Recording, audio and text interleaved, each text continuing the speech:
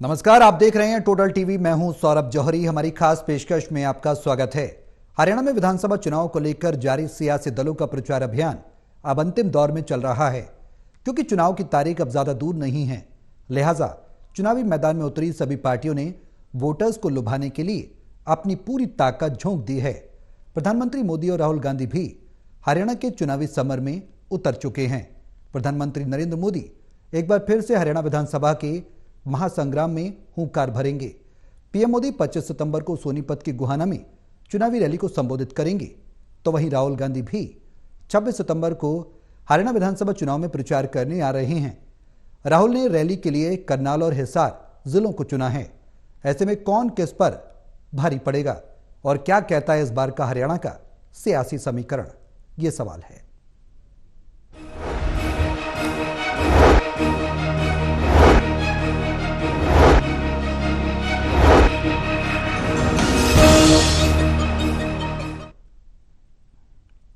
कौन सा सियासी दल किस पर भारी पड़ेगा, लेकिन कांटे की टक्कर बीजेपी और कांग्रेस के बीच में देखी जा रही है। हालांकि और भी दल हैं, छोटे छोटे दल हैं। आम आदमी पार्टी भी हरियाणा के सियासी समर में है, उधर इनेलो बसपा है, जजपा आजाद समाज पार्टी है।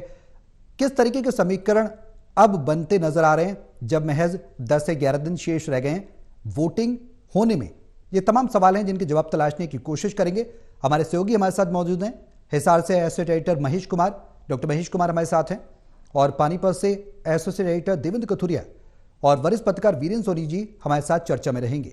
आप सभी के साथ मैं चर्चा को आगे बढ़ाऊं, लेकिन उससे पहले एक रिपोर्ट दिखाते हैं। रिपोर्ट के जरिए सियासी समीकरण को समझिए, फिर करेंगे चर्चा की शुरुआत।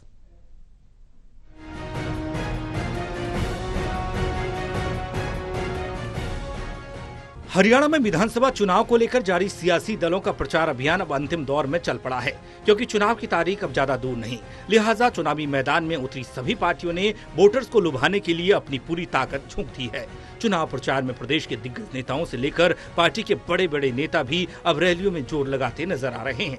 इसी कड़ी में प्रधानमंत्री नरेंद्र मोदी हरियाणा में अपनी रैली को जारी रखते हुए बुधवार को गोहाना में जन आशीर्वाद रैली को संबोधित करेंगे।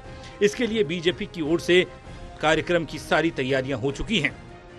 देखिए, ये हमारे लिए बहुत सौभाग्य की बात है कि देश के यशस्वी प्रधानमंत्री नरेंद्र मोदी जी गोहाना की पावन पवित्र भूमि पर आ रहे हैं। तो जनता जनार्दन सर्वोपरि है। जनता को किसी प्रकार की कोई दिक्कत नहीं हो बैठने की, पीने के पानी की, तो उसी के लिए ये सारी टीम लगी हुई है और सारे सुरक्षा के सारे चाक चौबंद प्रोग्राम पर बंद चला हुआ है। जी, कितने विधानसभा की रैली है, किस तरह की व्यवस्था है? ये 22 विधानसभा की रैली है जी।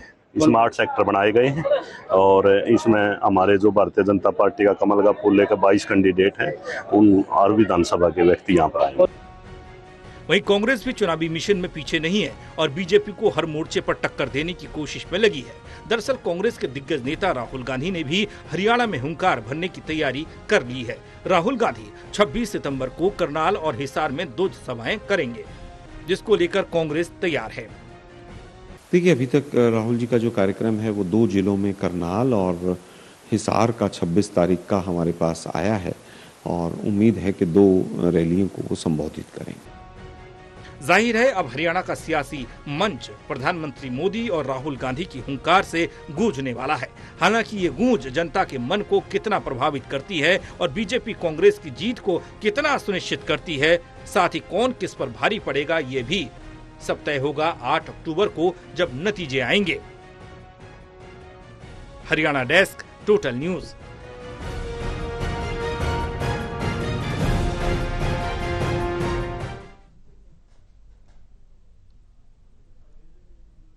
तो दोनों दिग्गजों का सियासी पटल पर कितना असर इनके दौरे का पड़ेगा और हरियाणा में क्या नफा क्या नुकसान होगा, ये तमाम सवाल जिनके जवाब तलाशने बाकी हैं। सहयोगी हमारे साथ मौजूद हैं। देवेंद्र, शुरुआत में आपसे ही कहना चाहूंगा, किस तरीके का समीकरण अब बनता नजर आ रहा है? महज 10 से 11 दिन शेष रह गए हैं, अब किसकी तैयारी कितनी दमदार नजर आ रही है? कांग्रेस की बात करें, बीजेपी की बात करें, मुख्य टक्कर में ये दोनों ही राजनीतिक दल चुनावी मैदान में नजर आ रहे हैं। देखिए सौरभ, हरियाणा की 90 विधानसभा सीटें, लेकिन ज्यादातर पे आप ये मानकर चलिए कि 60 से 70 सीटों पर मुकाबला बीजेपी और कांग्रेस में है, क्योंकि दोनों बड़ी पार्टियां हैं और दोनों का ही माहौल है। बीजेपी डिफेंडिंग चैंपियन मैं कहूंगा 2 बार जीत चुकी है, अब डिफेंड करना है उसको, अपने आप को हैट्रिक के लिए। और कांग्रेस 10 साल से विपक्ष में, सत्ता से बाहर है, जैसे कैसे अभी भी पार्टी की अंदरूनी समस्याएं तो हैं ही, गुटबाजी की बात है, बिना संगठन के। मेरे को लगता है देश में ये पहला उदाहरण होगा कि कोई बड़ी पार्टी 10 साल में, मतलब दूसरी बार बिना संगठन के चुनावी मैदान में उतर रही है।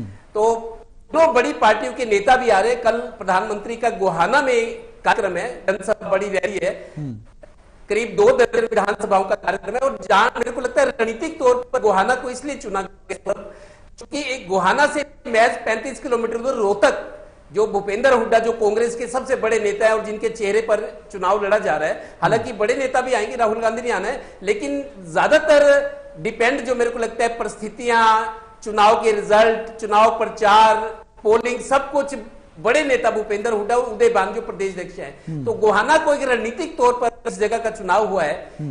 3 जाट बहुल एरिए, 3 क्या मैं 4 कहूंगा, झज्जर, रोहतक, सोनीपत और जींद भी कुछ हद तक पास ही है। तो ये 4 जाट बहुल एरिया में प्रधानमंत्री आ रहे हैं। और थोड़ा सा चूंकि ये किसानों वाला एरिया है, रोहतक की बात करें, झज्जर, जींद और सोनीपत दिल्ली से सटा हुआ है, जाट बहुल एरिया और किसान ज्यादा आक्रामक है। जब हमने देखा किसान आंदोलन हुआ था, दिल्ली को घेरे बैठे थे, ज्यादा आवक इन्हीं किसानों की थी। तो एक सोच समझ कर करीब 2 दर्जन विधानसभा की रैली जो है प्रधानमंत्री की यहां रखी गई है। राहुल गांधी के बारे में बात करें, ये कल आएंगे राहुल गांधी, परसों आएंगे। वो जीटी रोड बेल्ट का करनाल जो सीएम सिटी 10 साल तक रही है, 2 मुख्यमंत्री रहे हैं, ज्यादातर 9.5 साल तो मनोहर लाल रहे हैं, उसके बाद 4-5 महीने नायब सिंह सैनी उपचुनाव में जीते थे उन्होंने बतौर मुख्यमंत्री। और सीएम सिटी 10 साल की सीएम सिटी जो रही है बीजेपी में, वहां Rahul Gandhi, GT road belt का एक अहम शहर है, करनाल में उनकी रैली होगी। उसके बाद हिसार भी आप देखिए, हिसार चौटाला का जहां प्रभाव है, सिरसा और हिसार सटे हुए, ज्यादा दूर नहीं है, फतेहाबाद, हिसार, सिरसा, वो एक एरिया है जहां चौटाला का ज्यादा प्रभाव है और जाट बहुल एरिया वो भी है, हिसार, भिवानी, सिरसा, तो जाटों का ज्यादा प्रभाव है। तो Rahul Gandhi GT road belt में नॉन जाट एरिया, व्यापारियों के दबदबे वाला एरिया, और दूसरा वो किसानों का और जाट बहुल एरिया। तो दोनों नेता एक कल आएंगे, एक परसों आएंगे। मुकाबला कांग्रेस और बीजेपी में है। प्रभाव क्या पड़ेगा मेरे को लगता है, देखिए बीजेपी अब मजबूत हुई है। पिछले कुछ दिनों से जिस तरीके से तैयारियां चली हैं, बीजेपी का संगठन मजबूत है, अंदरूनी जो तरीके हैं, रणनीति बनाई गई है जी। अमित शाह 2 बार आ चुके हैं, प्रधानमंत्री दूसरी बार आ रहे हैं, कुरुक्षेत्र के बाद अब गोहाना आ रहे हैं, जेपी नड्डा, योगी आदित्यनाथ, तमाम पूरी बड़ी फौज, बड़े चेहरे बीजेपी ने उतारे। और मेरे को लगता है पिछले 10 दिन की बात करें तो बीजेपी ने एंटी इनकम्बेंसी को और जो कम करने की डैमेज कंट्रोल है उसमें मेरे को लगता है उस पर थोड़ा सा ओवरकम किया है, उसको काबू किया है। थोड़ी स्थिति बीजेपी की सुधरी है, लेकिन उसके बावजूद कांग्रेस के हौसले बुलंद है। जो मीडिया रिपोर्ट्स आ रही हैं, जब कुछ सर्वे अभी भी आ रहे हैं, तो उसमें ज्यादा संभावना कांग्रेस की जताई जा रही है। जो अभी भी रिपोर्ट्स या सर्वे आ रहे हैं अलग अलग, तो कांग्रेस की संभावना ज्यादा जता रही है। लेकिन बीजेपी अभी एंटी इनकम्बेंसी को कम करने, अपनी योजनाओं के सहारे, 10 साल में जो काम हुआ है उनको लेकर, अपने बड़े नेताओं के सहारे, इस तरीके से दोनों पार्टियों में माहौल बनाने की कोशिश है। और लोगों ने भी अब सोचना शुरू कर दिया। महज 10 दिन का टाइम बचा है। आज 24 तारीख गई, कल 25-30 का महीना, 5 दिन और 3 दिन बाद चुनाव प्रचार खत्म। महज 9-10 दिन का चुनाव है, तो लोगों ने भी अपना मन बना लिया। आप जहां भी चले जाएं, हम पार्क में जाएं, बाजार में, दुकान पे, पत्रकार होने के नाते लोग पूछते हैं क्या चल रहा है, और कोई सवाल नहीं। पहले लोग पूछते थे क्या हालचाल है, परिवार में बच्चे ठीक है, लेकिन आज यही पूछते हैं, कोई एक दूसरे को मिल जाए, भाई क्या चल रहा है, तुम्हारे इलाके में क्या है, कौन जीत रहा है, यही चर्चा आज चल रही है। और बीजेपी कांग्रेस का घना और घमासान जो है वो अब दिखने वाला है थोड़े ही दिन में। ठीक है। अब महेश, एक तरफ सत्ता की हैट्रिक की कोशिश और दूसरी तरफ 10 साल का वनवास खत्म करने की कोशिश, कौन किस पर भारी नजर आ रहा है?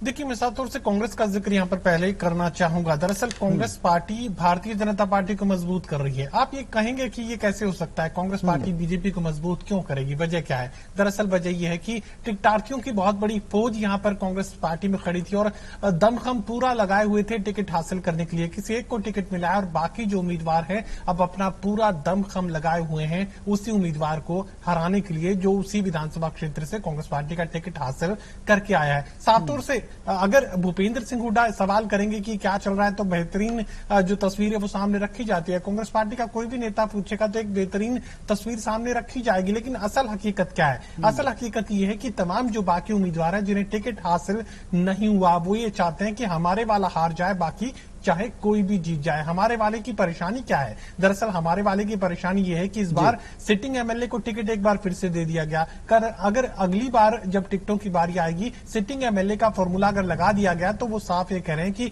हमारी जिंदगी टिकट मांगने में निकल जाएगी और हमें कोई मौका पूरी जिंदगी ताउम्र नहीं मिल पाएगा। सिटिंग एमएलए के फार्मूले से अब तमाम जो कांग्रेसी हैं वो डरे हुए नजर आ रहे हैं। उन्हें लगता है कि उन्हें अपने विधानसभा क्षेत्र में कांग्रेस पार्टी को हराना ही है। अब सार्वजनिक रूप से कांग्रेस पार्टी के नेता इस बात को कबूल करें या ना करें, लेकिन जमीनी हकीकत यही है कि कांग्रेस पार्टी ही अपनी पूरी ताकत लगाए हुए है। कांग्रेस पार्टी के नेता अपने विधानसभा क्षेत्र में कांग्रेस पार्टी को हराने के लिए पूरी ताकत लगाए हुए हैं। भारतीय जनता पार्टी का ग्राफ बढ़ा है, लगातार आपने ये बात सुनी होगी और बीते कुछ दिनों में ये बात ज्यादा सुनने को मिली होगी। दरअसल भारतीय जनता पार्टी का ग्राफ किसने बढ़ाया है? भारतीय जनता पार्टी का ग्राफ कांग्रेसियों ने बढ़ाया है, जो अपने उम्मीदवार को हराना चाहते हैं, जो लगातार वोट शिफ्टिंग कर रहे हैं, जो लगातार जो है अपनी हिस्से के वोटों को यहां ट्रांसफर करने की कोशिश कर रहे हैं भारतीय जनता पार्टी में। और ये कब तक होगा? दरअसल चुनाव प्रचार खत्म होने के बाद ये तमाम लोग जो अभी छिपते छिपाते ये काम कर रहे हैं, मुखर होकर ये काम करना शुरू कर देंगे। उसके बाद खबरों से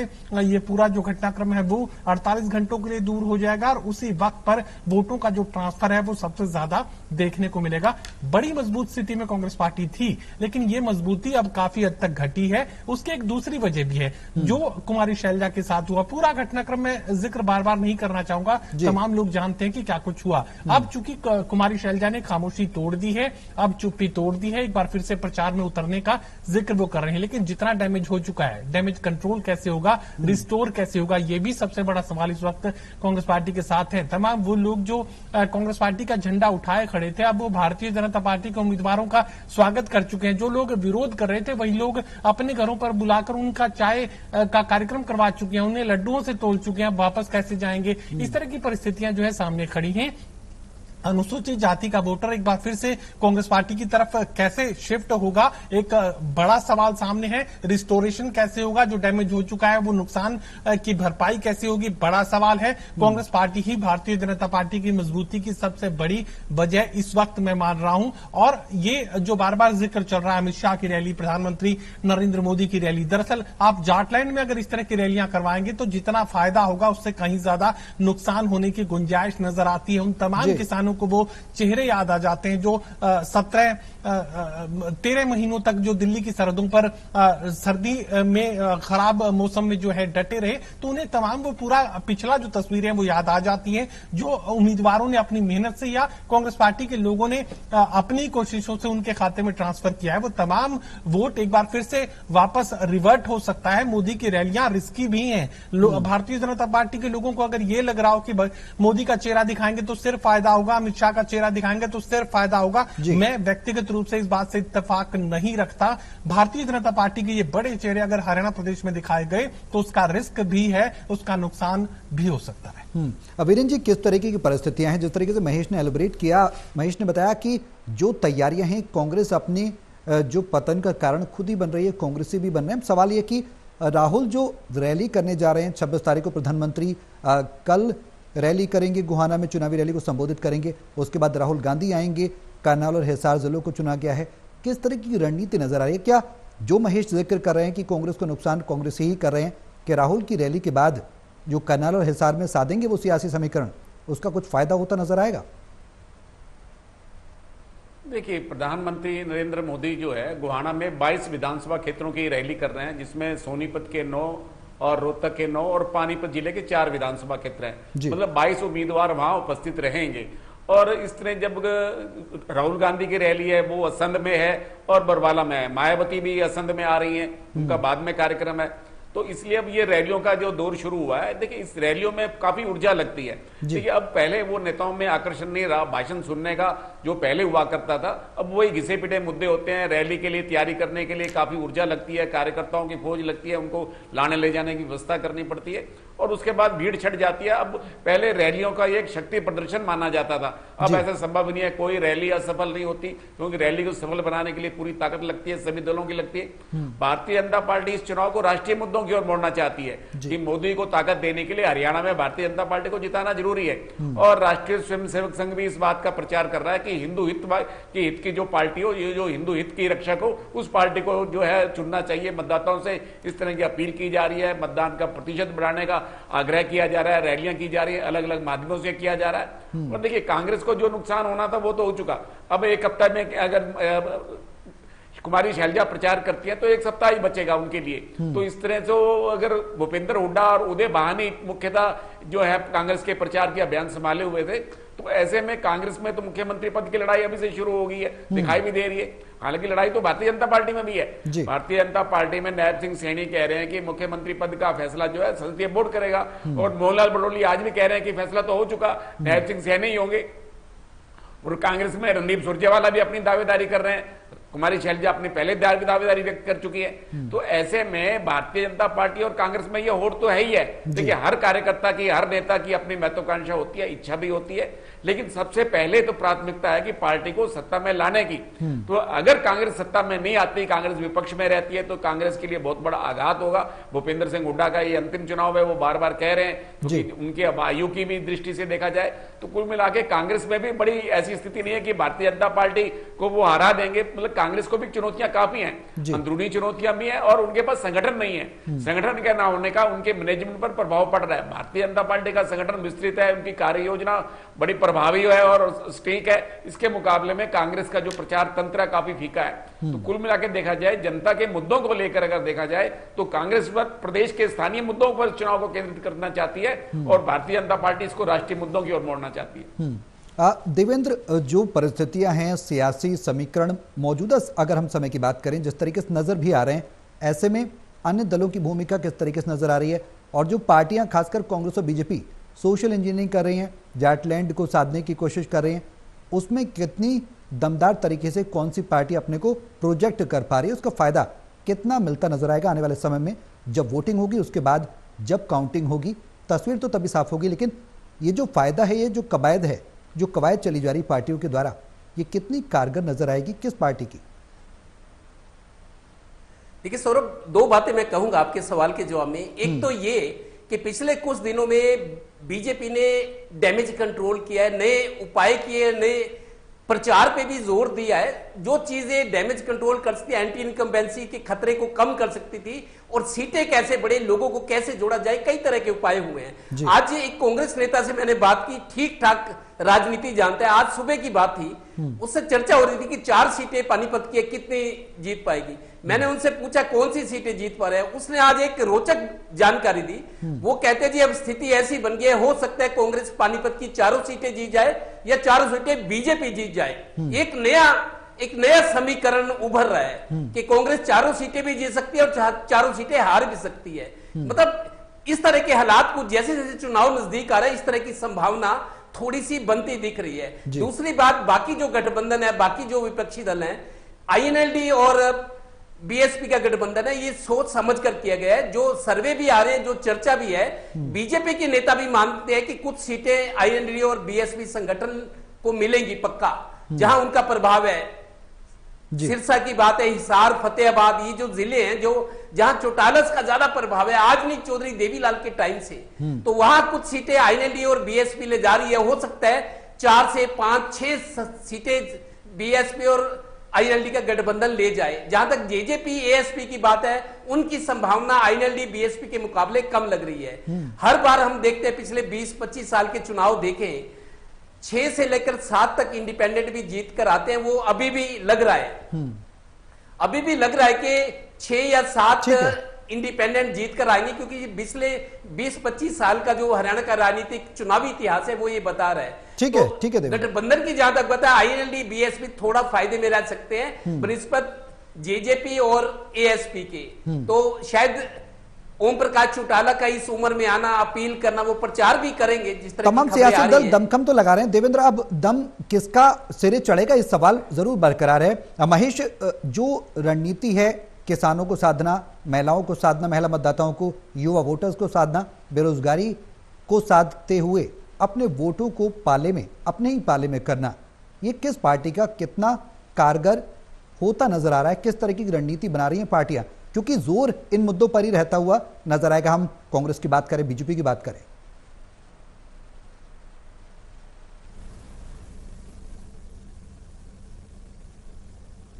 देखिए, एक बड़ी महत्वपूर्ण बातचीत आप चल रही थी पहले से, मैं उसी को पूरा करने की कोशिश सबसे पहले करूंगा क्योंकि वो ज्यादा महत्वपूर्ण है। दरअसल ये जिक्र आ रहा था कि इंडियन नेशनल लोकदल और बसपा गठबंधन को सीटें मिल सकती हैं। दरअसल वो सीटें क्यों मिल रही हैं और कैसे मिल रही हैं, ये समझने की बात है।